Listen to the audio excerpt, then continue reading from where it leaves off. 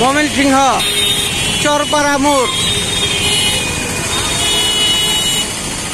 4 রাস্তার মোড়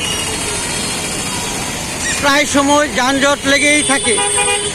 যানজট যাতে না হয় এর জন্য ট্রাফিক পুলিশ কাজ করছে, যাতে যানজট না হয়, নিয়ম আইন শৃঙ্খলা মেনে যাতে চলে সেই বিষয়ে তারা দৃষ্টি রাখছে এবং সকলকেই